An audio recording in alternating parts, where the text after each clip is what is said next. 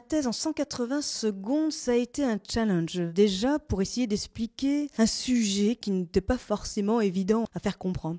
Et c'est ça qui était intéressant, c'est parce que à chaque fois qu'on nous demande qu'est-ce que tu fais pendant ta thèse, c'est toujours les grandes interrogations. Comment t'expliquer ça ?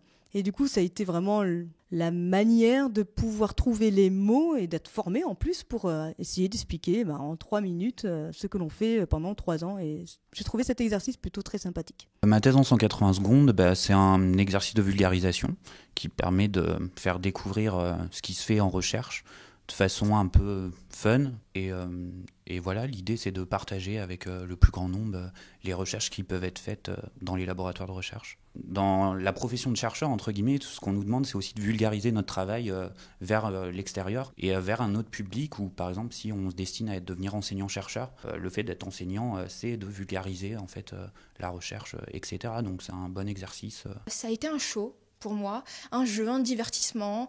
J'ai pu m'amuser sur scène et puis ça a été vraiment... le concept m'avait totalement plu.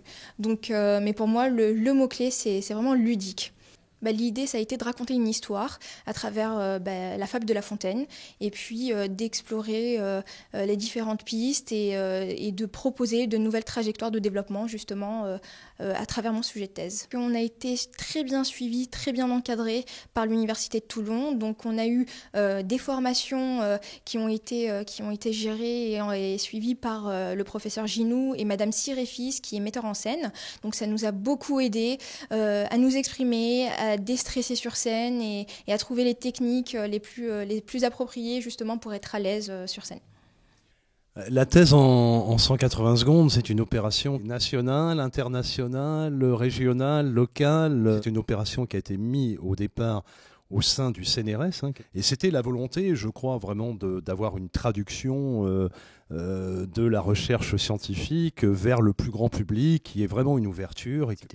Alors il faut savoir que cet événement, c'est réellement et vraiment finalement un événement et un exercice de diffusion scientifique. Et c'est ce que l'on demande de plus en plus à nos doctorants. On leur demande bien entendu non seulement d'être excellents en sciences, c'est le but de la thèse, mais également, ce qui est très important, de pouvoir diffuser de manière très large et de manière très vulgarisée leurs travaux à un public le plus large. Donc on a fait tout cet accompagnement et toute cette préparation. Donc c'est sur la base à la fois d'une motivation qu'on est allé chercher, d'une participation, on en avait 12 ou 14 je crois dans les ateliers de préparation et finalement on est arrivé à 8 véritables candidats. C'est comme ça que ça s'est fait. C'est ça. Mais effectivement, ceci quand même a demandé pas mal de travail en amont pour la formation. Trouver des formateurs, parce que c'est qu'une formation qui quand même est assez originale. On n'a pas l'habitude, nous, en tant qu'enseignants-chercheurs, d'assumer ce type de formation.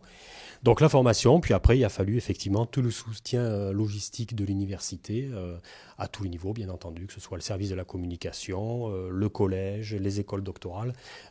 Tout ça ne s'est pas fait en un jour, bien entendu.